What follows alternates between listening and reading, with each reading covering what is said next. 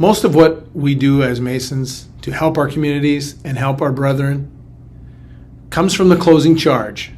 There's a line in there that says every human being has a claim upon our kind offices to do good unto all. To me, that means the same things that the Marines say when they say no man is left behind.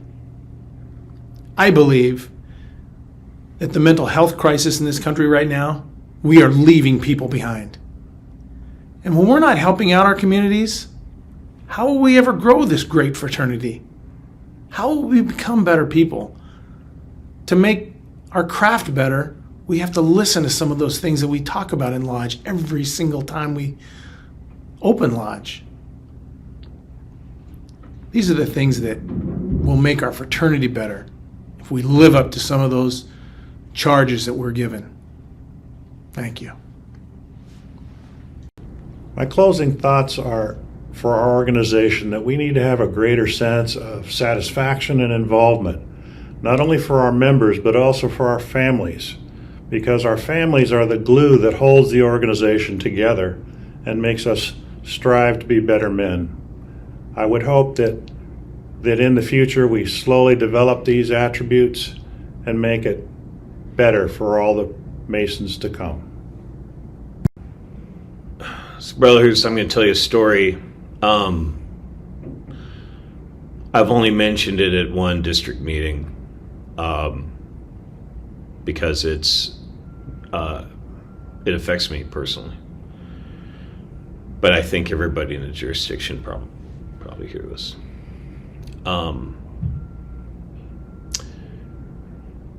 I joined Masonry because of DeMolay.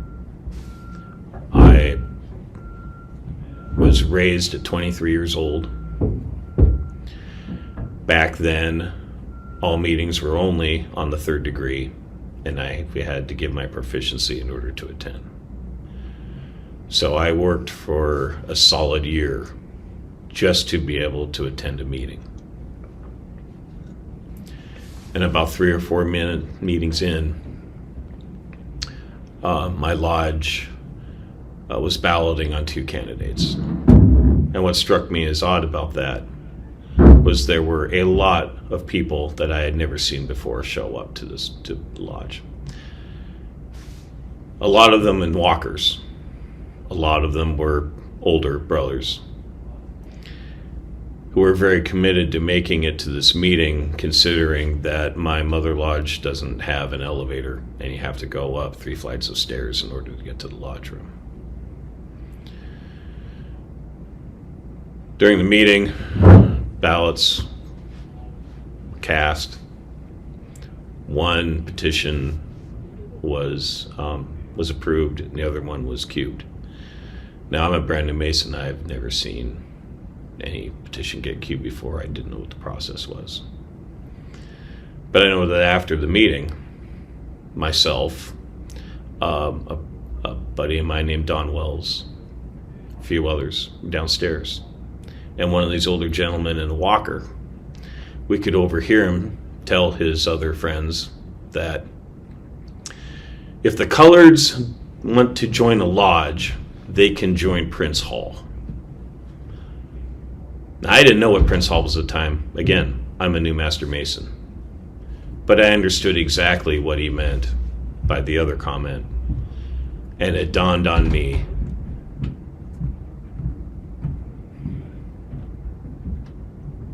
that we cubed a person because of the color of his skin. So that night I quit. I didn't demit. I just stopped going. I stopped going for over a decade, to a point where I had a completely separate life. Met my wife, raised a family, changed career paths. Had absolutely nothing to do with this organization at all. And 20 or so years ago, my wife says to me, "Have you considered getting a Facebook account?" And I said, "No, I already hang out with my friends. I don't really see the benefit to it." And she said, "You should." because people from the past will be able to connect to you. And I said, okay, all right. So I did. And the first person that friended me was Don Wells, brother I had mentioned before. And we started talking. And he said, have you ever considered coming back to Lodge? I said, no. Why? Why would I? He said, you should, because things are different now. And not only that, person by the name of John Danner is going to be worshipful master in 2 years. John was a dad advisor back when I was in DMLA, and I owed him a lot.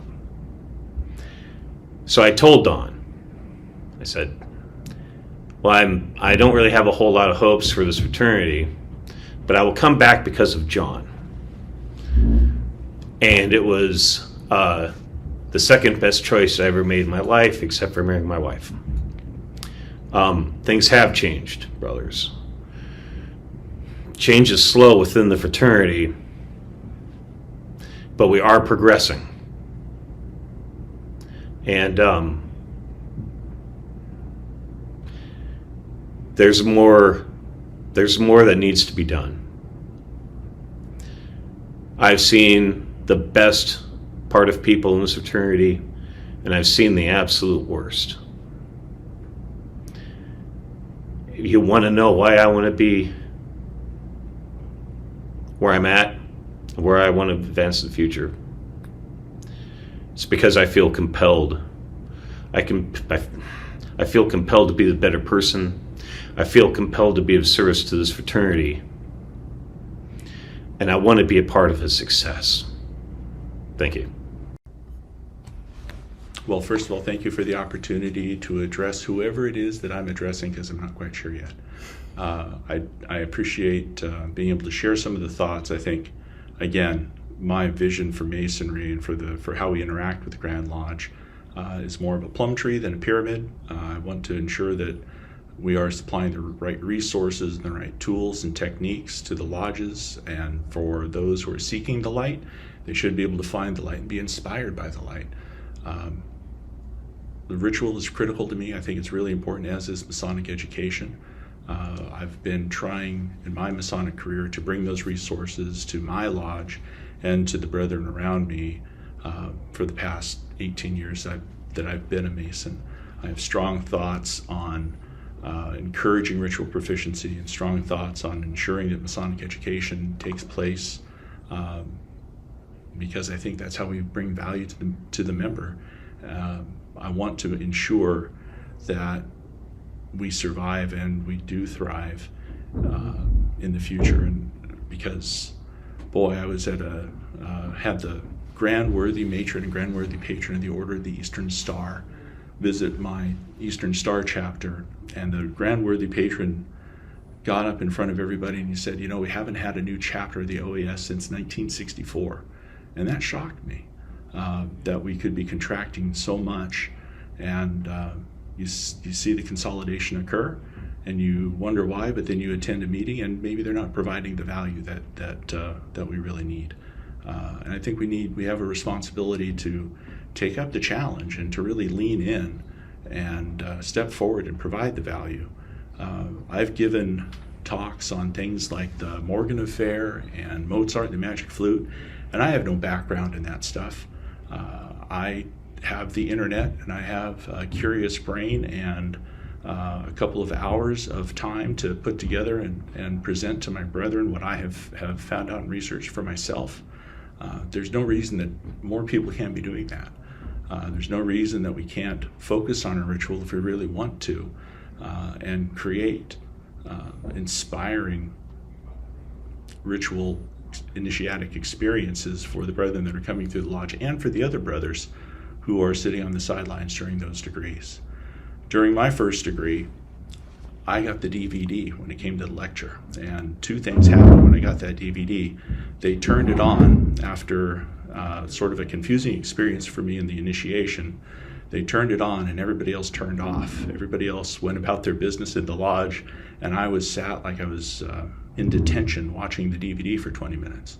I am very fortunate that for my middle chamber lecture, I had someone who inspired me. So when I give a lecture nowadays, I seek to be inspiring to those brothers who are not only being given the lecture as the candidates, but for those other brothers who are in the room.